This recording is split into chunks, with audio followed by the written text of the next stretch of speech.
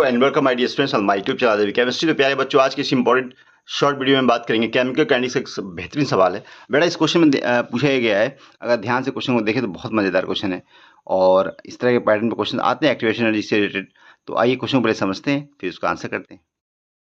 तो बच्चों पर क्वेश्चन को ध्यान देखिए, यहाँ पे दिया है दो रिएक्शन है और जो कि इसको हम रिप्रेजेंट कर रहे हैं R1 और R2 से, और जो कि इसका प्री एक्सपोनेंशियल फैक्टर जो कि ये है बराबर है एक्टिवेशन एनर्जी ऑफ R1 जो कि बढ़ाया गया है देन R2 से 10 किलो जूल पर मोल।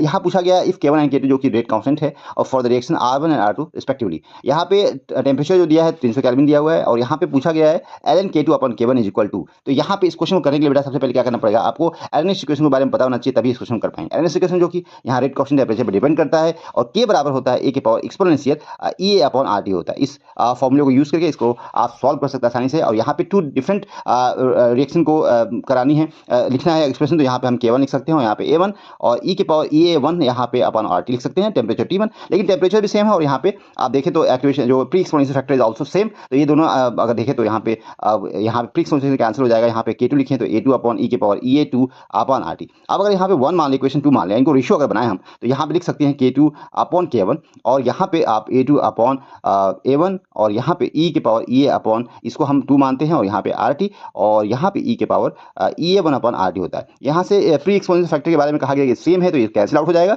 और आपके पास बचने वाला क्या है, यहाँ बचेगा यहाँ पे अगर आप लॉग ले LN लें तो यहाँ पे K2 अपॉन K1 और यहाँ पे खत्म हो जाएगा और यहाँ पे आपको मिलने वाला है EA। अगर आप इसी को कंटिन्यू करें तो इसको अगर हम पहले लिख लेते हैं K1 और यहाँ पे E के पावर EA2 माइनस यहाँ पे हो जाएगा, ये ऊपर जाएगा तो यहाँ पे बेटा हो जाएगा आपका EA1 और साथ में यहाँ पे RT हो जाएगा। अब यहाँ पे इसका अगर लॉग लेते हैं तो यहाँ पे हम लिखें ln K2 अपॉन K1 और साथ में यहाँ पे आपका मिलने वाला है जो कि EA1 माइनस EA2 हो जाएगा, क्योंकि यहाँ पे प्लस माइनस में जाएगा, ये प्लस में जाएगा। तो यहाँ पे अगर देखें तो यहाँ पे हो जाएगा RT और यहाँ पे इस फॉर्मूले को यूज करके आप आंसर निकाल सकते हैं एक्टिवेशन एनर्जी। अब यहाँ पे जो डिफरेंस है EA1 अगर देखें तो एक्टिवेशन एनर्जी का डिफरेंस है यहाँ पे 10,000, अगर 10 किलो जूल का डिफरेंस है और यहाँ पे इसको अगर आप किलो जूल में है तो यहाँ पे जूल पर मोल में कन्वर्ट करते हैं, 1000 से मल्टीप्लाई करेंगे तो आपको 10,000 किलो जूल पर मोल आएगा। तो यहाँ पे अगर आप फॉर्मूले अगर ध्यान दें तो फॉर्मूले में अगर देखें यहाँ पे ln K2 अपॉन K1 और साथ में यहाँ पे 10,000 जो कि आपको यहाँ पे उसकी वैल्यू है, डिफरेंस है, एनर्जी का डिफरेंस है, और साथ में यहाँ पे जो 8.3 को हम लिख सकते हैं 25/3 इंटू टेम्परेचर जो कि आपको यहाँ पे है 300 है, और यहाँ पे अगर इसको कैंसिल आउट करेंगे तो यहाँ पे आएगा 100